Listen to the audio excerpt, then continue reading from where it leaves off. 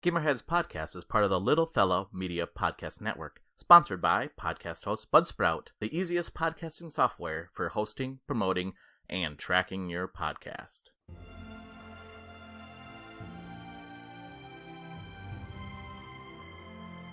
And welcome to another episode of Gamerheads Reviews, and today I'm joined by my good friend, Phil the Chef. How's it going, Roger? Hey, how are you? Doing swell. How about yourself? Good. We just got done playing a multiplayer version. I mean, we've both been playing the game, but then we jumped in and played a game together of Killer Queen Black. We didn't just play, Roger. We dominated. Well, we didn't win. Nobody has proof, Roger. We dominated. You're right. We killed the competition. Yep. That was a lot of fun. It was a lot of fun. So that's what we're going to be reviewing today is Killer Queen Black on the Switch. I think it's on other systems too. Steam, Switch, and Xbox One. Xbox One. Yep. So it is a multiplayer game. So you can play, there's two ways you can play. You can play online, which is probably the easiest way. And you can play multiplayer, local multiplayer as well, but I think each one of you has to have a copy of the game to be able to play it online. So the Killer Queen, so it's based on an arcade game, and you know more about that than I do. Yep, it's definitely based on an arcade game. There's a couple hundred units that are in almost every major barcade, I think is what they're being called these days, across the country. Again, 8 players are playing it even in the arcade. Both teams have got their own screen. There's a screen above those screens so that way audiences can watch. For the longest time, it was a huge draw at the barcade, usually a line of people with quarters stacked up ready to get in. It might have waned off in popularity a little bit, but it's definitely still getting action inside the arcades. Yeah. And so the game is basically a, I don't know, like an arena type game, right? Like, I don't know, what do you call these kind of games? Like an elimination type game, I guess? Where you have 2 teams, you have 1 queen, and you have 3 worker bees. And each team then tries to win the best out of 3 matches, right? So you have to win 3 matches. Best of 5 when you're doing best of 5, that's right. And unfortunately, we couldn't get into ranked mode, so we're not too sure about that one. Yeah, so we tried joining ranked mode, and it just sat there and didn't let us join. But you're right, best out of 5. And so when you're playing this game, so there's 3 different ways you can win this game. You can win by what they call an economic victory, and that means your worker bees go around and collect berries and fill up a board or like a bunch of holes in this board full of berries. I think like 10 berries or something like that. I'm not quite sure. I think we'd be safe to call that area the hive. The hive, yeah. You're right. And then so you have to go around and do that.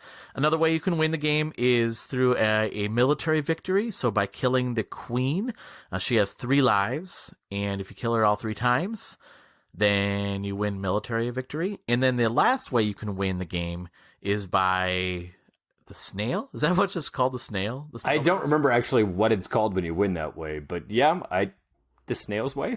Yeah.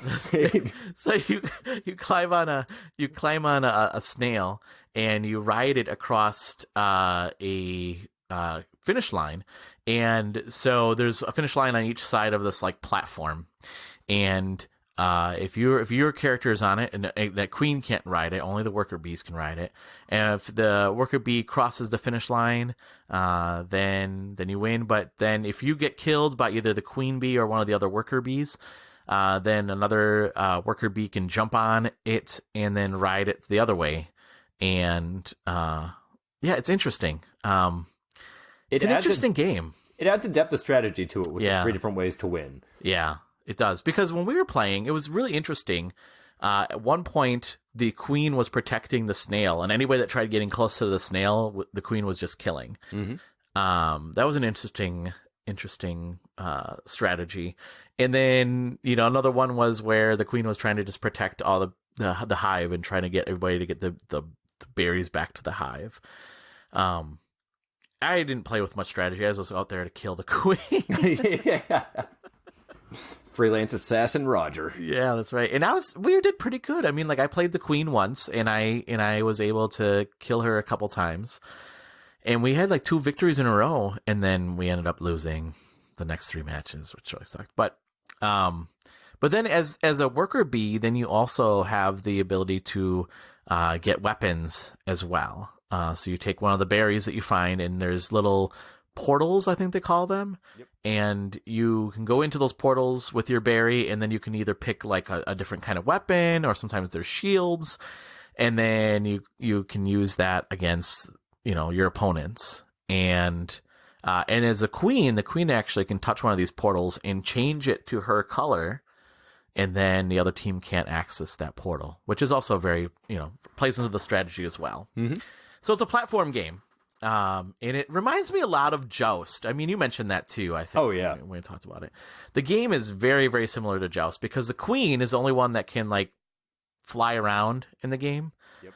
The other ones can jump, but the queen can only fly. The only one that can fly around, and it kind of reminds me of Joust because you are, like, clicking the fly button to make her fly. Yeah, you're just wailing on that button. You are. And then you also have a stinger, I guess, right? Or kind of like a joust thing that you go around and you kill the other worker bees or the queen bee.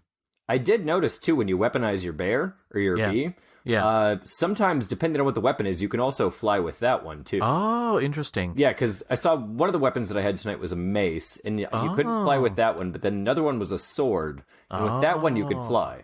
Nice, because I had a gun, and with the gun you couldn't jump at all, like because it was so heavy. You could and you moved really, really slowly, but it like caused a lot of damage. Yeah. So yeah, we played a couple rounds. We played a couple rounds separately, and then we played a couple rounds together. There is, this actually shocked me a little bit, native voice chat in the game. Yep.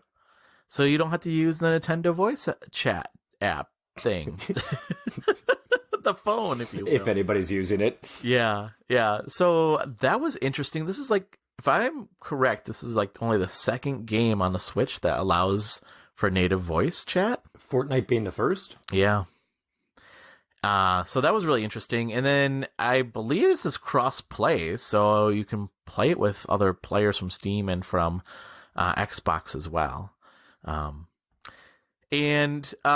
So they do have ranked games. They do have a leaderboard, and then it shows you your overall stats as well. So they show you how many kills you have and how many I don't know what the units are, but they show you like your measurement of how long you've traveled on a snail for, and how many berries you've collected, and how many times you've died in the game.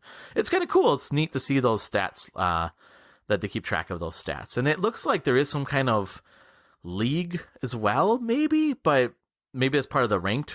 I would assume that's all part of ranked. Yeah, but neither of us could get into that, so. And I tried to a couple of other times when I played too, and I couldn't get in, but for some reason there was leaderboards up for it, but I could never personally get in, so maybe wrong place, wrong time. Yeah.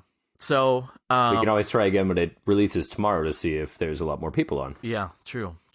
So yeah. So I mean, I will say the graphics are, okay. Yeah. They're 8 to 16-bit. Yeah. And this is not a game that's going to be, it's not going to shine with the graphics. I think what shines with this game is the fact that you can play up to 8 players and the chaos that happens in this game. Mm-hmm. And I can see why this would be an appeal in arcade, and I can see why this would be an appeal with like friends.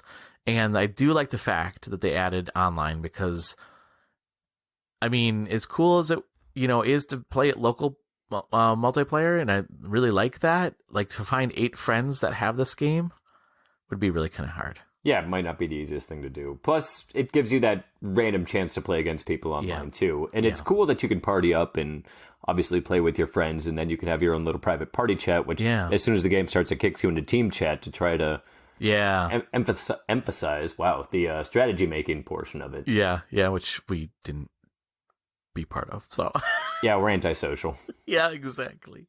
We had our own little chat going on, but we didn't join that one.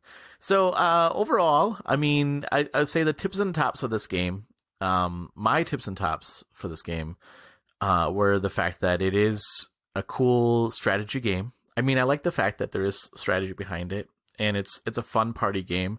It's a fun multiplayer game. And it's a simplistic really mechanic, but it's a lot of fun. Yeah, it's a great throwback to the old arcade days. Yeah. Like, it's got that entire vibe to it. And I know it's being ported from an arcade game, so that's stupid to say, but it's got that feel to it. It does. I mean, and the arcade game really isn't that old. I think it's 2013 was when the arcade game first came out. Yep. So I mean, I think, they were obviously doing a throwback or a callback to some of the old, like, games, like we mentioned, Joust and some other games like that. Those are my tips and tops. Did you have anything else that you wanted to mention for your tips and tops? No, I mean, it's a super solid, fun little game to play. Yeah. And you got friends along with it, you're going to have a good time with it. Some of the things that were my flips and flops. One thing was that, man, the characters are really small. Yeah, it definitely does not hold up well on handheld. I had been playing it on my TV previously, and then when I switched to handheld when we played tonight, it was, it's small. You can't see what's happening. You can't really read your own character's name. You're like, what? Is that me? Yeah, if you run across somebody else and you cross paths, you're suddenly following the other character and falling 3 levels down and didn't realize it was you that was falling. Yeah, exactly. Because it has your name above your character. Mm-hmm. So if you're not the queen, you're one of the worker bees. Good luck figuring out who you are sometimes. Exactly. Looks great on the big screen, though. Yeah, it does. It does look good on a big screen. The other thing I will say about the game is that there are different levels, but you play the same ones quite a bit. I know it's supposed to be random, but boy, there was a couple times where we played the same level like 3 times in a row. Yeah, and then a different level for the last 2 times. That didn't seem to randomize it very heavily. And I think there's like 6 different levels in the game, too, or level designs in the game, too. So why it just doesn't give you one of each to do your thing. Yeah. I don't know. But, again, those are kind of nitpicky. Oh, definitely. I think more of the bigger problem, like you said, was in handheld mode. The characters are kind of small. Yep. It's not unplayable. It's just it's better on a big screen. Mm-hmm. So what did you give for a final grade? I'd give it a solid B-. Yeah. I can't sit there and play it for hours on end, but I can sit down and play a handful of games of it and have a really good time with it, especially if I've got somebody that I'm playing with. Yeah, I agree. I mean, that's the thing that I thought too. I was like, man, this is such a good game to play co-op with your friends. And when we first joined, I was like, uh-oh, are we going to be on separate teams? But they put us on the same team. That was really good. Yep.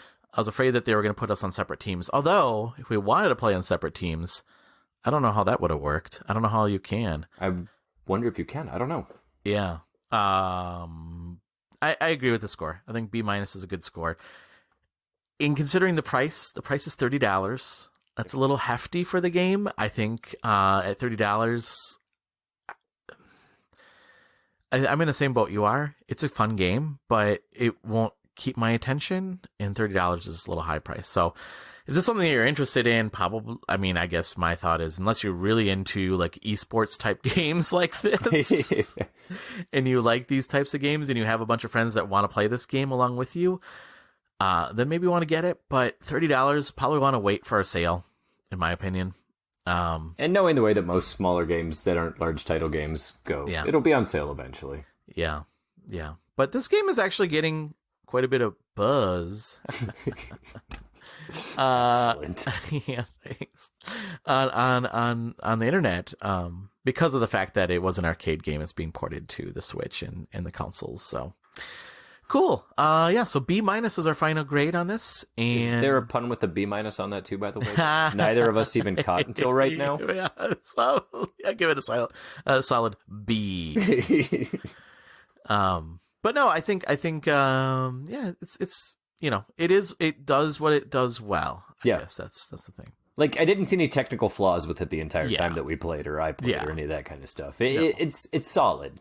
Yeah, it's a solid game, and really, like, for the multiplayer, I mean, I was gonna say there's no lag. There is no lag, but I mean, it's not asking a lot for the game. You know what I mean? It's not. It's not pushing all that heavily. No, it's not. But I mean, for what it's worth, that also means that there's no lag and it plays really well.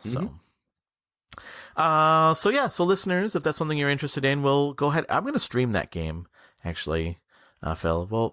We'll get together another time too. And we'll record it and stream it, so that way other people can watch it too. So you can check that at twitch.tv/gamerheadspodcast. And if you're interested in finding out more about our podcast and hearing more episodes, you can also do that at our website at gamerheadspodcast.com. You can also follow us on Twitter at gamerheadspc. And if you like what you hear, you can leave us a review on iTunes, and we'll leave a link right in the show notes where you can leave us a review there as well. All right, thanks, Phil, for joining us. No problem, Roger. Thanks for having. You're welcome. And listeners, thanks for joining us, and we'll talk to you next time. See ya. Talk to you soon.